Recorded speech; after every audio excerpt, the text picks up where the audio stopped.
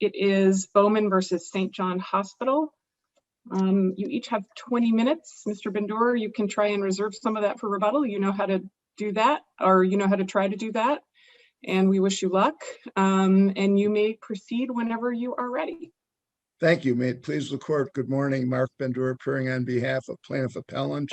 If I may, I'd like to reserve 4 minutes for rebuttal. This appeal focuses on the meaning of MCL 600.58388A2, which is the statutory discovery rule unique to medical malpractice cases. And the critical language allows suit to be brought, quote, within 6 months after the plaintiff discovers or should have discovered the existence of the claim, whichever is later. The facts that frame the issue are fairly straightforward. In June of 2013, my client, now deceased Kelly Bowman, had a mammogram. It was read by Dr. Parikh as being benign. There isn't any direct testimony as to how that was conveyed to her, but I think we all assume that her primary care physician would have related that diagnosis. 2 years later, she has breast cancer. And then a year after that, a subsequent treating physician tells her that Dr. Parikh had misread the mammogram, and in fact, she had cancer back in 2013. And so that clearly is when she has actual notice, when she actually discovers. And the question is whether or not she should have discovered it when she was diagnosed with cancer. And as I understand the way the issues break down, the defendant contends that when she was diagnosed with cancer in 2015, she should have discovered the existence of the malpractice claim at that point. Our position is that she does not meet the should have discovered merely by learning that she has cancer in 2015 when she had been told by the doctor that she didn't have cancer or that the tumor was benign 2 years before. And so with that background, the court has asked us to address 3 issues. The first is whether Salouy was in error in its construction of the statute when the court inserted the judge-made possible claim for the statutory language of existence of the cause of action. We've briefed that to some extent. It boils down to simply the proposition that however correct Salouy would have been in a non-medical malpractice context, where we're talking about judge-made common law, it is inapplicable to displace the language of the statute. And possible claim is different than existence of the cause of action.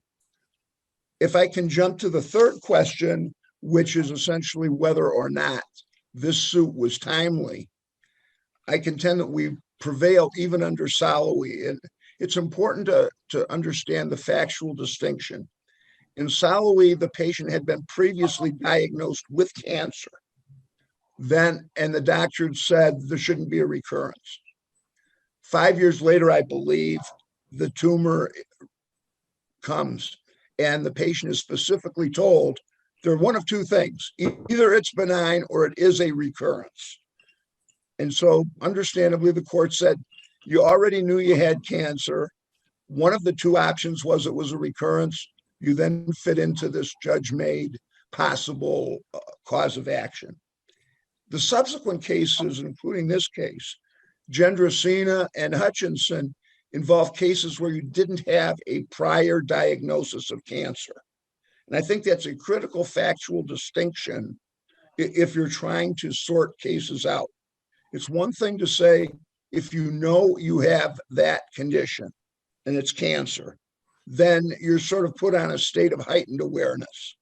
But if you have been told by the doctor that you don't have cancer, that it's benign, I think the ordinary patient is going to believe the doctor.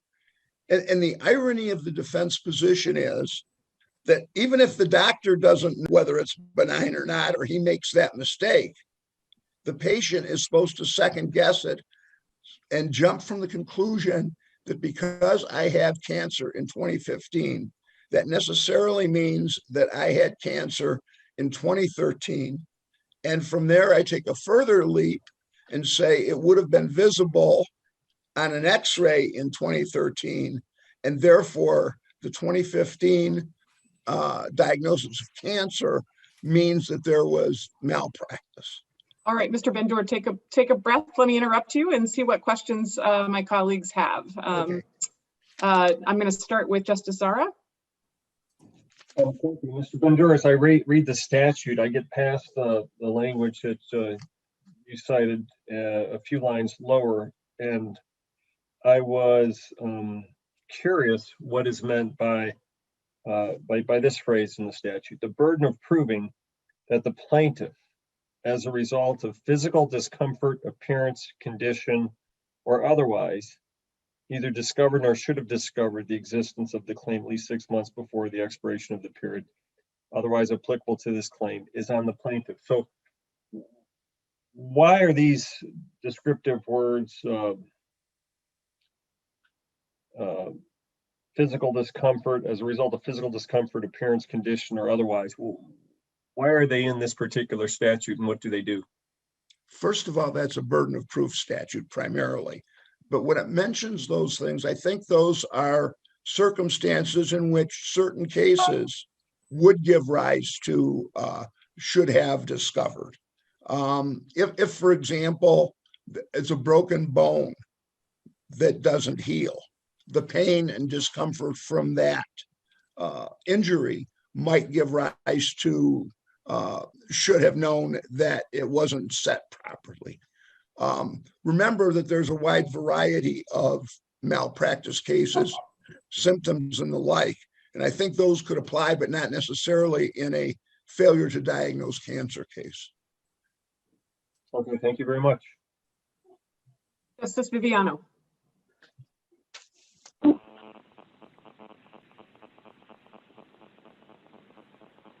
I have no questions. Thank you. Justice Bernstein. No questions. Thank you. Justice Clement. No questions right now. Thank you. Justice Kavanaugh. No questions. Justice Welch. Well, I'll go ahead and ask a question, Mr. Bendor. Real quick, what do you think the standard should be if this court were to entertain looking at Soloway? I think it should be very textualist. I'm going to go through, I think, the critical phrases and what I think they mean. But basically, I think that the court should do what it did basically in McCormick versus Carrier when it interpreted the no-fault threshold and go through very carefully what the specific language is. And it ought to be a very textualist reading of the statute without the infusion of common law notions of fairness. Thank you. You may proceed, and obviously you have plenty of time left, so you can reserve when you want to reserve. Thank you. Okay. Let's look first at the phrase should have. It's addressed in the Gendricina case, but it's different than could have. It imports that a reasonable person most likely would have or should have discovered it. It's not mere possibility. That would be used by the phrase could have. So it speaks to, I think, the certainty, but I think it also creates an objective, reasonable person, reasonable patient standard. And I think it's fair to bear in mind that I suspect the people in this virtual room are more educated on medicine than most people. You learn it by osmosis, being lawyers and dealing with cases of this nature. Presumably people are concerned about their health and that of their children. And I think if you're looking at a sort of a common denominator patient, you're talking about people who have been trained to believe they're doctors. who realize that doctors in the main know more medicine than they do. And so if they are told that what you have is benign, they ought to be able in the main to trust that, unless and until they have some very good reason to show the chutzpah, if you will, to say, no, I know more than you. It wasn't benign. And so this should have, I think, is important in that context. In this case, the specific diagnosis was back in 15, micrometastatic carcinoma with lobular features. Now, I don't know if that was told as a patient, but I dare say a lot of people wouldn't know whether lobular features are good or bad. And it certainly doesn't give rise to notice that there was malpractice or that condition existed 2 years before, contrary to what the doctor had written in the diagnostic write-up. The next word is the existence. An existence, to me, connotes something that is objectively real. Something either exists or it doesn't exist. And the term possible from Salovey seems at odds with the concept of discovering the existence, the factual existence of the claim. And bear in mind, we're not talking about knowledge of a medical downturn. The claim is a medical malpractice cause of action. And so when you talk of a patient learning about the existence of the claim, it connotes to me that language, knowledge that you have a cause of action. Bear in mind, and I think it's a standard jury instruction, it's certainly repeated by defendants in every malpractice case I've seen, that a bad medical result is not evidence of malpractice. And that's right. But in this context, the defense argument seems to boil down to the fact that you had an adverse medical result should lead you to believe, A, that you had that condition previously, contrary to what the doctor said, and B, that it was malpractice not to have caught it previously. So the phrase "the existence of the claim" seems to me to look at whether or not the patient should have discovered something real. And that's really the gist of it. I think we've covered it in the brief, but it's pretty much a textualist approach, and we put it all together. That, I think, is what the court should construe as the appropriate test, not Salovey. And then I go back to the fact that the plaintiff would have to do the test. And I'll be glad to answer any additional questions that crop up or reserve the remainder of my time. Are there additional questions for Mr. Bendur at this point? Yes, I have one. Counsel, in Mull, we described the standard, the possible cause of action standard that Salovey talks about is described as once a claimant is aware of an injury and its possible cause, the plaintiff is aware of a possible cause of action. That seems to me to be a reasonable test, not necessarily inconsistent with the one that you just described. Let me just put my sort of take on it.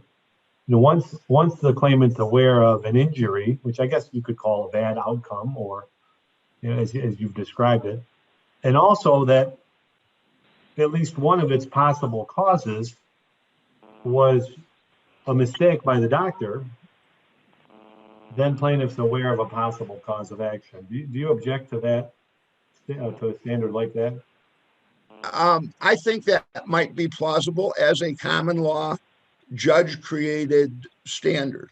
I think there's a problem with it, though, where you say, in this case, the client knows they've got cancer, okay? The problem with possible is it's so broad-ranging.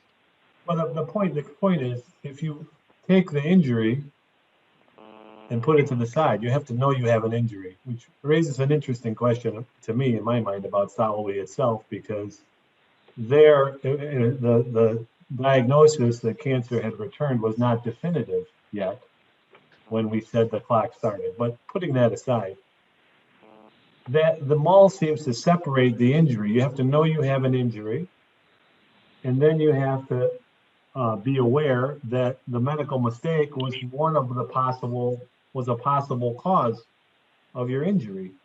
That seems to me to be pretty close to the text that you keep referring to, that you should have discovered the existence of the claim. I'm just trying to understand if you think that doesn't track with the language. We have to understand that language somehow. You're not saying the person has to know to a certainty that they have a legal claim, right? They don't have to go to meet with a lawyer, and they don't have to, they don't have to be able to prove out all the elements of the claim at that point, right? To say that it accrued. Let me explain what I think could be a problem with possible. Let's assume that you have a patient who is in a hospital and develops a bad infection. And the question is, why? And one possibility is that there were not good hygienic practices at the hospital. Another might be that they had the infection previously and it just occurred. Another might be that it was given to them by one of the visitors. Another could be that it was given to them by another patient. The possible cause of action seems to me to be too overbroad when you're talking about discovered or should have discovered the existence of the claim. And if we're talking now about cancer, what the patient's condition is cancer.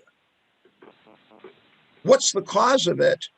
Well, there are a lot of causes, It could be smoking. It could be industrial. It could be that it was there before and that the doctor was wrong when they said it was benign. But I don't think that that medical error, the mere possibility of medical error, is enough, particularly when we've got Rule 2.109 that says you're supposed to know the facts before you file suit. You've got to bring it in good faith. If I were to go into court and say, I'm suing for malpractice, and they say, how come? It's one of the possible causes, and you told me I've got to file suit now or else I lose my cause of action. I think people would see the problem with that. And it's adverted to, I think, by the opinion in Gendricina, which is Are you advocating a likely cause of action standard? I'm trying to understand if it's not possible and it's not certainty. I think go up the likely, scale somewhere. I think Probable cause of action? I think likely is closer to the existence of the claim. Isn't the problem with likely that it gets closer to the standard of proof that you have to prove at trial? And we've never sort of held pleadings to that standard, have we? Well, you've got, from the pleading point of view, of course, there are a lot of requirements of formality in malpractice cases. But it seems to me that when you're talking about the phrase should have discovered the existence of the claim, that is a different one. It may be one of degree. It may be gradation, and maybe the court can come up with a different formulation is true to the statutory language. But I don't think that the common law of mall in a product liability case is the same as what's used in the specific malpractice statute. Okay. Thank you, counsel. All right, you want to reserve 32 seconds? Okay, yes. Excellent. Ms. Swanson, Ms. Priest, I should know this, but I don't know how you're dividing up your time. I'm going to let you tell me and you may begin. Okay, good morning. Joanne G. Swanson, appearing on behalf of Dr. Parikh. We are going to divide our time almost evenly. I may take 10 to 12 minutes and then Ms. Priest will follow. So in 1996, I appeared before this court to argue the Soloway decision, which followed the 1993 decision in Mall and the 1994 decision in Gebhardt. And as you know, the Court of Appeals in Mall held that discovery occurs when a plaintiff discovers or should have discovered a likely cause of action. This court disagreed and held that the possible cause of action standard previously applied in some discovery rule cases properly balanced the court's concern about preserving a plaintiff's claim when they do not know of an injury and balancing the legislature's concern with finality and due diligence. Mall explained that the question was not whether the plaintiff had knowledge of sufficient facts to prevail on the claim, but whether the plaintiff had sufficient facts to cause the plaintiff to investigate. Mall ultimately, as Justice Viviano indicated, held that once a claimant is aware of an injury and its possible cause, the plaintiff is equipped with sufficient information to preserve and protect the claim. Gebhardt applied the Mall standard to the similar discovers or discovered language in MCL 600-5838. Of course, discovers or should have discovered cannot mean one thing when applied to products liability actions and legal malpractice actions, and something else when applied to medical malpractice. So when Soloway came along, this court did what any appellate court would do. It followed precedent. Soloway noted that the Mall rule was not specific to products liability actions and applied equally to all tort actions, and gave the example of Gebhardt. So following the guidance of Mall and Gebhardt, Soloway held that when on the basis of objective facts, a plaintiff is aware of an injury and its possible cause, the plaintiff is equipped with the necessary knowledge to preserve and diligently pursue the claim. Ms. Swanson, let me interrupt you since you yourself only have 10 to 12 minutes. Let me interrupt you, see if folks have questions for you, and then if they don't, you can keep going, okay? Thank you. Justice Zara. Thank you. Ms. Swanson, I'll ask you the same question I asked Mr. Bendur. I'm distracted by this language later in the statute as a result of physical discomfort, appearance, condition, or otherwise. Does that aid in the proper interpretation of this particular statute? I think it absolutely does. And I think that it's invoked by the facts of this case, where Mrs. Bowman is the one who discovered the lump in her breast. She brought it to her physician's attention. She continued to monitor it even after receiving the results of the 2013 mammogram. She continued to be concerned about it. She noticed it growing in size. She continued to bring it up to her physician and to seek additional testing in 2014 and 2015. All of that, I think, is very much in line with what is the language of the statute, indicating that it is the plaintiff's burden of proof to show that they did not discover the claim. And I say this with all due respect, but when Mrs. Bowman recognized and realized and was told in 2015 that the mass that she had been monitoring for 2 years and concerned about and bringing to her physician's attention was cancerous, was invasive, and had metastasized to a lymph node. At that point, she should have been put, and again, I say this respectfully, understanding, the catastrophic consequences of the diagnosis, but she should have been put to inquiry. And that is something as simple as Mal said, consulting with the legal and medical community. She didn't have to do the investigation herself. She just needed to talk to someone. And she was it appears, just by virtue of the fact that she was on top of her own physical condition and her own health, she was savvy, and breast cancer is not kidney disease. It's something that people are well counseled on. There's a month dedicated to breast cancer awareness. Women are advised to get regular checkups, to be vigilant, because it is well known that early detection saves lives. And that's something that, we all know, it's common knowledge. And that would be another factor that would have put her to inquiry. Justice Viviano? Yes, thank you, counsel. Do you agree with my rendition of the, I guess, Sawi and Moll test, at least as it relates to causation, that the question here is, the plaintiff was aware of her injury, but the question here is whether she was aware that it was possibly caused by a medical mistake, when she became aware of that?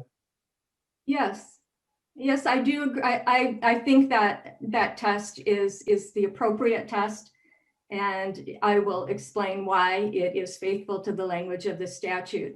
But again, for the reasons that I've expressed. Well, let's walk through it and sort of slow down for a minute, because I'm trying to understand. Counsel made some argued before, sort of the steps that we're saying that the plaintiff here was on notice of, and I just want to walk through it with you and see if you agree with what he said or not. First, that she would have known in 2015, when the cancer was finally diagnosed, she would have known that the mass that she had earlier, but there was something there to be discovered. In other words, she would have known that it would have existed for a period of time before, and that also, I guess, that this is the type of tumor that couldn't start out as benign and then become malignant later. Are we charging her with all of that knowledge, or a subset of it, or none of it?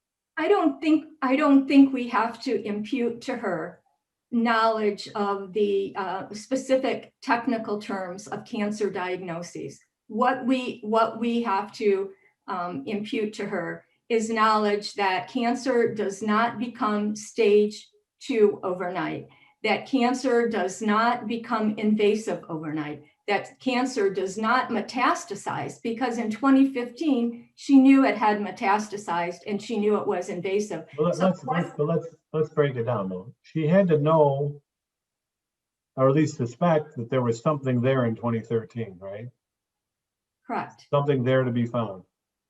Yes. And she had to also know that the something there was something that should have been found utilizing whatever testing was done, or testing that would have been appropriate if it wasn't done, right? I don't think she should have had to know if that was in fact the case or not. She just had to be put to inquiry to consult and to find out, because of the fact that, I mean, she had a double mastectomy in 2015. That's pretty severe for just finding out that you have cancer. And people are, I mean, it would be reasonable. It would be reasonable for her to have, with her knowledge, with breast cancer awareness, for her to have not known as. The problem is, of course, we're dealing with medical malpractice rules for every kind of disease, right? Not just the ones that have a month that where we promote awareness.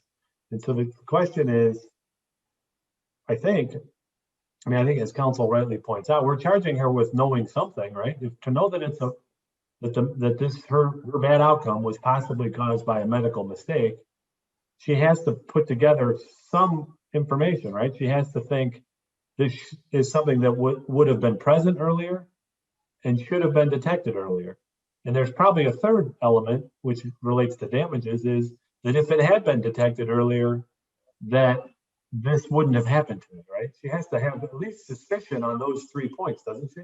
I don't think, and I disagree, that what has to be discovered are all the elements of a cause of action. She's not a lawyer. She doesn't need to know injury, causation, proximate cause. She needs to know that they told me in 2013 and 2014 that I didn't have cancer, even though I was watching that mass. I was feeling it. It increased, and now I do have cancer. And with respect to the rule being applicable to all sorts of diseases, I think we know from Jen Dresina that it is a flexible rule, that it is fact dependent, because in Jen Dresina, with respect to kidney disease and creatinine levels, the Court of Appeals concluded, no, we're not going to impute that kind of knowledge to the plaintiff, because a plaintiff would not have an understanding of how kidneys function and when they fail and what the markers are for kidney disease. So it is a flexible rule, and it does allow the courts to apply the rule with respect to the particular facts that are before the court. It isn't a hard and fast. I don't disagree with you. I think it's a reasonable person test. And you're saying, if I understand your position, that a reasonable person would have more knowledge about the progression of this disease. Yes, I Is that do. essentially your position? Yes, it is. But it is also not, it is an objective person standard, but even if you want to zero down to the facts that Mrs. Bowman had, she had, and I say this respectfully, again, I want the court to understand this. She had sufficient facts, not to be, not to second guess. We're not expecting her to second guess. We're expecting her to ask questions. And patients ask questions of their doctors all the time. And shame on us if we don't.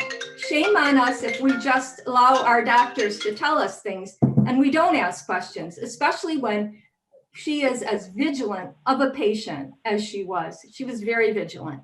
She didn't. What about, I mean, she can't both be very vigilant and savvy, but not savvy enough to have consulted with her lawyer, right? Which is sort of where the problem lies. But let me just ask you, it's sort of the last question, because it's something that crosses my mind in these cases. Is if we lower the bar too far, don't we risk a situation where every time somebody gets bad news from their doctor, that they're going to have to go straight to their lawyer? No. To inquire, to start this process of whether the bad outcome was possibly resulted from a medical mistake? You said no, but why not? The lower, it's obvious to me that the lower the bar goes, the more you're making that an obligation on the public, right? I mean, you can't deny that. If the bar keeps going down too far, you're on notice every time. If you're on notice just because you have a bad outcome, then you have to go to protect your rights, go right to your lawyer, right? So it must be something more than just a bad outcome, right? You could go first, as Mal suggested, to the medical community. You can get a second opinion.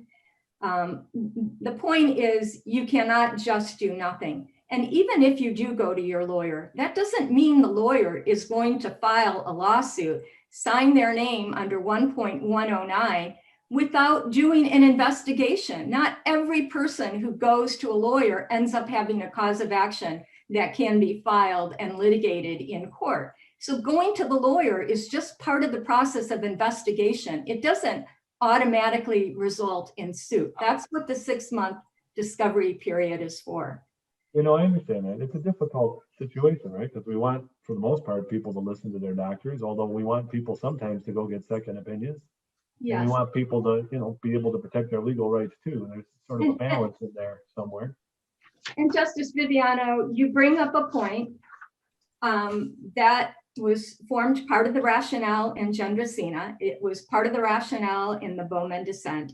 It was the rationale in Hutchison. And that is, we do not want a rule that will force patients to have an adversarial relationship with their doctors and cause them to distrust their doctors. But the pendulum has swung way in the other direction. And I will tell you that I have a case pending on an application for leave to appeal to this court, where at the time the defendants argued plaintiff had discovered the cause of action. Plaintiff had already articulated in emails and in telephone calls that the provider made a mistake. And not only that, had already left that provider and gone to another provider. And even then, the Court of Appeals adopted the rationale that we do not want to create a rule that causes plaintiffs to distrust their doctors. We can't have that. And to that, I will say, that is not for this court to decide. If you adopt that rationale, it will swallow the rule in medical malpractice cases. And it is a policy determination. And you have an important job applying the... Counsel, there are a lot of justices who still haven't had a chance to ask questions. Do you mind if I interrupt you on the other case that you're talking about? Let's get back to this one. Justice Viviano, do you mind if I move on to the rest of the court at this point? Or... Nope, I'm all set. Thank you very much. Thank you, Ms. Swanson. Thank you. Justice Bernstein? Thanks, Chief. I don't have any questions. Thank you. Okay. Justice Clement? Thank you. Good morning, Ms. Swanson. So I just want to follow up a little bit on what Justice Viviano was asking you. And I guess I'm a little concerned by your focus on this being breast cancer and awareness of breast cancer. I want to make sure that I'm hearing you right, and we're not putting a higher standard just because it's a type of cancer that an individual should be more well aware of.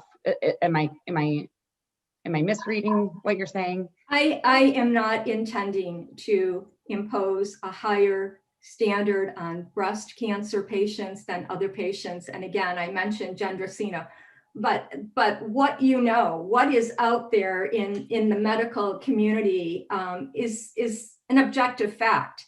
Unlike with Mr. Gendracina, where the Court of Appeals majority didn't want to put Mr. Gendracina to the fact of having to do research on the internet and having to go get his medical records and having to, get articles and so on. My only point in mentioning the community awareness of breast cancer is to show that in this case, that wasn't necessary because it is a community awareness that is being pushed, I'll say, and for good reason, because it saves lives. So no, it isn't an intent to hold Mrs. Bowman to a higher standard than. Okay, great. So if we're looking at the timeline, what I'm struggling with is a 2013 mammogram where a doctor is saying this is benign. And then a 2015 diagnosis. And then not until 2016 did she have the biopsy that revealed that it had metastasized. So, no. Excuse me? She had the biopsy in 2015. In April of 2015, April to August of 2015 is when she had the biopsy. The biopsy that showed that it had metastasized to the bone marrow? Yes. That was in 2015. Oh, not to the bone marrow, to the lymph node. Yeah, to the lymph node. That was at the same time that she had the double mastectomy, was in 2015. And then 2016 was the new biopsy that revealed that it had metastasized.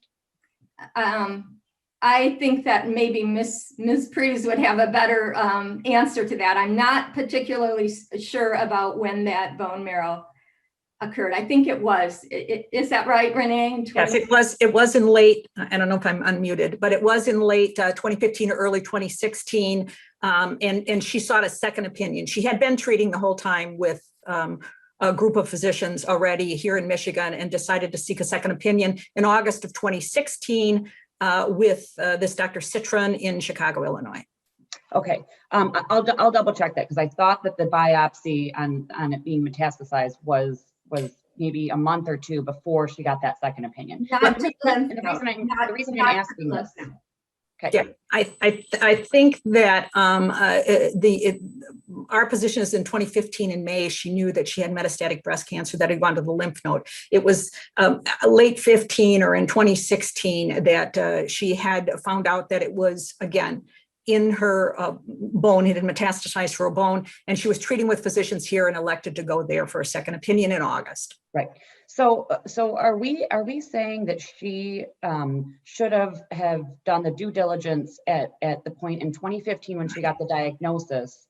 At that point, she should have second guessed the 2013 results. No, I think we're too focused on the 2013 mammogram. In fact, in 2015, when she realizes that I have metastatic breast cancer, it's a reasonable person would have questioned themselves. Wait a minute, I had physicians looking at this for the last 2 years. She doesn't have to specifically know at this point for the statute to start to run that the mammogram had been misread. It's enough to question the care and treatment, I think, of what's been going on for the last 2 years with my healthcare providers. Well, and I think when we're talking about mammograms and breast care in general, I don't know that is how a reasonable person would look at it. You have women that are routinely having to have mammograms every year or every 6 months for a variety of reasons, when cancer is not even discussed as really the reason for it. It's dense breast tissue or cystic breast tissue. And so I question whether or not a reasonable person would go there. But I say all of that to say it seems like judges struggle to come up with a consensus about what diligence is required. Yeah, and so hold on. Okay, go ahead. So where that leads me, and I'm curious to either of your thoughts on, doesn't that suggest that jurors rather than judges should be evaluating that diligence? Your Honor, no, I would disagree with that. I think if we look to the Soloway decision, they've given us some guidance about it's not anything is possible, and it's not a more probable than not standard, because that's what we have to prove when we get into trial, is a more probable and not standard. And that's why that isn't applicable here. But I think that judges have been using this rule since 1997, and cases have fallen on both sides with that standard. And I think the Soloway standard is correct. But even if we look at Mall and what Justice Boyle says, if you don't use the words possible, probable, or whatever, you look at the quantum of facts that that surround the claim itself and what's going on. And a court can do that. A court has been asked to do that, and attorneys are aware of it. And I think courts are comfortable with this rule. So my last question. My last question, and then I want to make sure that my colleagues have an opportunity. So is the adverse diagnosis, as a matter of law, does that start the clock? No, that in and of itself does not start the clock. It's all of the facts surrounding the claim. So in any situation where and because we're talking about breast cancer, I'll use the facts of this case, where a woman has had a mammogram and been told that whatever she's feeling, whether it's a cyst or a lump, that's benign, and then she gets an adverse diagnosis, does that start the clock? It's based on the facts and circumstances surrounding the case. Go ahead, Joanne, you have a thought. It puts her to inquiry. Yes. I mean, and with respect to the question about, because it's a reasonable person standard, does that mean a jury has to decide it? And I would say no. We have a rule called motion for summary disposition. And the whole standard is, if there's no disputed question of fact and no reasonable person could conclude otherwise, it's for the court to decide. And this court has repeatedly, even in this context, both in Mull and Soloway, maybe it was in Gebhardt, addressed this very question. Is it a question of fact for the jury, or is it for the court to decide? And this court has held it. It's for the court to decide where the facts are not disputed, and they are not disputed here. Thank you both. Thank you. Justice Kavanaugh. I have no further questions. Justice Welch. No questions. Okay, thank you both. 20 minutes can go faster, and so can 25 or 26. We thank you. Thank you both. Mr. Bindor, you have some rebuttal time, I believe, 29 seconds or so. So anything you want to say quickly? The one thing I'd like to point out is the problem with this general, it's everything. It seems that what it really does boil down to is the diagnosis. And if they're saying the fact that she was diligent somehow changes things, I don't see how that's the case, particularly when the outgrowth of this argument is that we excuse a doctor for not being able to read a mammogram because we think that the patient should have known he was wrong. It seems to me there's something fundamentally flawed with that. And the statutory language, again, I return to the existence of the claim. That is the one thing and the specific thing that a patient has to discover before the period starts running. And as a practical matter, 6 months, if you're talking about somebody dealing with the devastation of a cancer diagnosis, to find an expert and to have that, to trace down the mammogram, to find that, to find other treating physicians and everything else, meeting with somebody who's going to meet the rigorous criteria of the statute for an expert witness, 6 months is an incredibly short period. Now, that obviously is not our problem, except to suggest that in the reality, if the legislature had meant for it to be done in 6 months, I think they would have required something a lot softer than the existence of the claim. That's all. Thank you, counsel. Thank you all. This was extremely helpful. The case will be submitted.